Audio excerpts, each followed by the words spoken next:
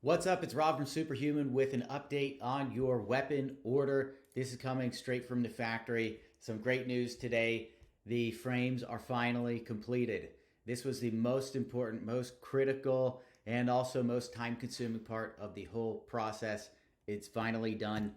When I visited the frame factory a few weeks ago, we laid out a timeline for all the steps required to finish the frames, and it's actually on time. They said May 23rd. That is done. Yesterday, these were complete. That was May 23rd. And just looking beautiful. Now, we'll check out this video straight from the factory floor. This, again, was taken yesterday. Check out those frames. Wow. So, painting has been completed. Just everything. They're ready to go. They're being packaged. You see at the bottom of the frames, the M's, L's. That's for the sizes, medium, large. We've got more here. And how do you like the colors? They're just gorgeous to me. I could eat those. I cannot wait to get my own weapon here. Super exciting. So I think you'll be surprised by how fast this project moves from here forward. Again, the frame was the most complex part of this. And now they're going to our assembly factory where we'll assemble them. And that's a very simple process compared to making the frames. So here's an updated timeline for you. I know everybody's curious about that.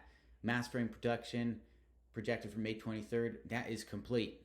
Assembly, that's going to start in the next couple days here as the frames arrive at our assembly factory and be complete. I'm projecting, I think within the next 2, maximum 3 weeks, assembly will be finished and the bikes will be shipping out from our factory in June.